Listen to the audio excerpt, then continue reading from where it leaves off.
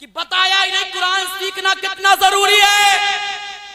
काश हमने कुरान सिखाया होता, जरूरियात मसाइल शरिया को सिखाया होता, तो फिर वो आज की रात की अहमियत को भी समझता, आज शक की अजमत को भी समझता और माँ बाप की इज्जत भी करता।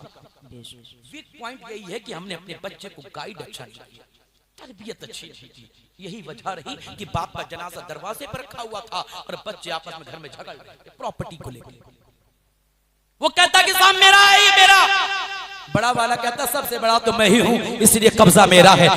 मजला वाला आया कि कब्जा मेरा, सजला वाला आया कब्जा मेरा। सबसे छोटा वाला के कहता साहब बाप के माँ के सबसे लगते जिगर तो हम ही है, चहीते हम ही है, मुहिब हम ही है, प्यारे हम ही है, इसलिए सबसे ज्यादा बाप उसे मोहब्बत करता था। इसलिए प्रॉपर्टी पे तो मेरा कब्जा, इस पर मेरा कब्जा, उस पर मेरा कब्जा, ये सब मेरा है, मेरा कब्जा है। इमाम साहब बाहर इंतजार कर रहे हैं कि बेटा निकल के आए, इजाजत दे दे, नमाज जनाजा पढ़ाई जाए। सब इंतजार कर रहे हैं, रिलेटिव भी मौजूद, खानदान वाले भी मौजूद, फ्रेंड सर्कल भी मौजूद, सब लोग मौजूद हैं कि आए बेटा निकल के इजाजत देते। लेकिन अंदर फीते डल रहे हैं, अंदर प्रॉपर्टी की बात हो रही है, अंदर कब्जे की बात हो रही है, बंटवारे की बात हो रही है। बाप का जनाजा इंतजार कर रहा है, इजाजत दे दी जाए तो नमाज जनाजा पढ़ाया जाए। जब बाप को उतारा जाता है कब्र के अंदर तो इमाम साहब आगे बढ़ते हैं, उतारने वाला कोई आगे नहीं बढ़ता। प्रॉपर्टी पे कब्जा करने के लिए बेटे तो आगे बढ़े, लेकिन कब्र में उतारने के लिए कोई बेटा आगे नहीं बढ़ता है। मेरे अजीजों, ऐसा बना दो अपने बेटे को, इतना अच्छा गाइड कर दो कि जब तुम्हारा जनाजा तैयार करा जाए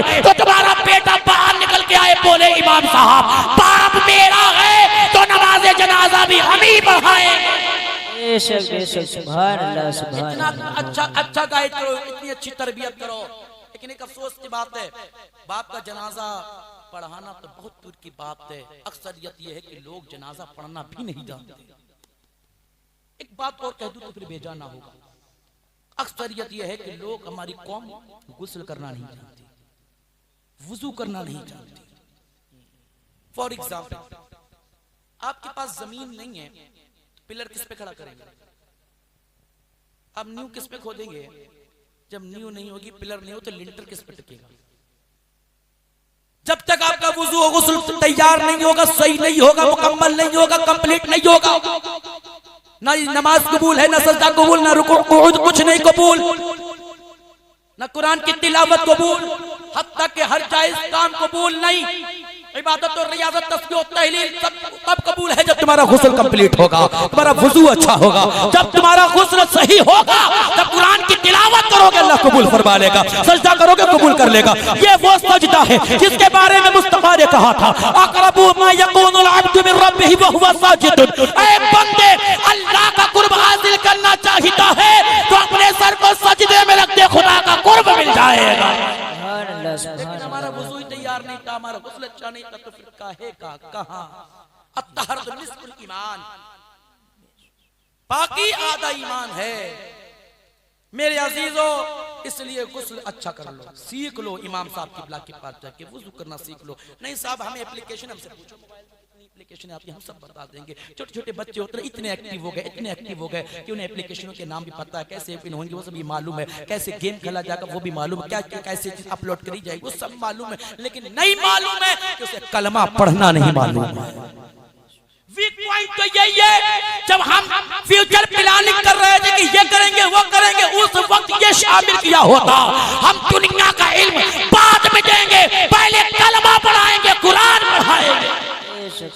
आज लोग कुरान को चलाते हैं, हमारा मुसलमान एकदम जोश में आ जाता है, रोड पर निकल के आता है, प्रोटेस्ट करता है, फिर हाल क्या होता है, मुकदमे हमारे ऊपर लगते हैं, सजाएं हमें दी जाती है। मेरे अजीजों, रोड को जाम करने की जरूरत नहीं, रोड पे आने की जरूरत नहीं है, किसी का पुतला फूकने की जरूरत नहीं। फिर प्रोटेस्ट कैसे किया जाए, फिर अपना जो है अपना दर्द कैसे पेश किया जाए, तो सबसे अच्छा प्रोटेस्ट मैं आपको बताना चाहता हूँ। अगर किसी बदबख्त ने कुरान चलाया है तो सुनो, सबसे अच्छा प्रोटेस्ट ये है, अगर उस बदबख्त ने कुरान चलाया तो तुम 4 हाफिज़े कुरान तैयार कर दो। सुभान अल्लाह, सुभान। जब हाफिज़े कुरान तैयार होंगे तो यही मैदान में आएंगे, अब बता देंगे ना घबराओ मुसलमानों, खुदा की शान बाकी है, अभी इस्लाम जिंदा है, अभी कुरान बाकी है। बेशक बेशक मेरे अजीजों, ये वो रात है, छुटकारे की रात है। मेरे अजीजों, यहाँ से कुछ सीख के जाओ, अपने आप को हालात को बदलो। मैं बेसिक की बातें कर रहा हूँ, आप तकरीर नहीं कर रहा हूँ, आपसे तकरार कर रहा हूँ, वो दर्द आपके सामने पेश कर रहा हूँ। मेरे अजीजों, कब तक यूं ही जिंदगी गुजारते रहोगे? कब तक करामतें सुनकर अपने दिल को बहलाते रहोगे? कब तक अपने हालात को नहीं बदलोगे? याद रखो, जो मुस्तफा की शरीयत से रूगर्दानी कर जाता है वो तबाह बर्बाद कर दिया जाता है। जो लोग अपने रहनुमा को पीछे कर देते हैं वो लोग तबाह हो जाते हैं। कब तुमने बगदाद की गलियां नहीं देखी? बगदाद की गलियां आज भी पुकार पुकार के कहती हैं कि ऐ लोगों, अगर तुमने मुस्तफा की शरीयत से रूगर्दानी करी तो तबाह बर्बाद कर दिए जाओगे, जैसा कि हमें किया गया था। जब हमने तौबा कर ली, सच्ची तौबा, जब सच्ची तौबा कर ली तो अल्लाह ने इज्जत हमें अता फरमा दी, शोहरत हमें दे दी, ताकत हमें दे दी। हमें कोई नहीं मिटा सकता है। इसलिए यजीद आया चला गया, नमरूद आया चला गया, शद्दाद आया चला गया, उतबा शैबा अबू जहल अबू लहब आए चले गए। अरे जब यजीद ना रहा तो नाजायज औलादे उसकी कैसे रह जाएंगे? सुभान अल्लाह सुभान अल्लाह। अपने आप को बदलने की जरूरत है। अपने बच्चों को अच्छा गाइड करो। जब ये खुदा के वफादार होंगे, मुस्तफा के वफादार होंगे तो तुम्हारे भी वफादार होंगे। आज की रात यही एक पैगाम लेके जाओ। यहाँ से उठने से पहले पहले अपना मुहासबा करो कि हमसे कितने गुनाह हुए। जिंदगी भर हम गुनाह में जिंदगी गुजारते रहे। मेरे आका हम जैसे गुनाहगारों के लिए रात रात भर रोते रहे, रात रात भर मेरे आका रोते रहे कि ये कौम बख्श दी जाए, ये कौम जहन्नम से आजाद कर दी जाए, ये अज़ाब कब्र से बच जाए, ये हश्र के मैदान में सख्तियों से बच जाए, जहन्नम की तपिश उसकी आग से बच जाए। रात रात भर मेरे आका रोते रहे। जब मुस्तफा जान रहे मदीना शरीफ की सरजमीन पर तशरीफ फरमाते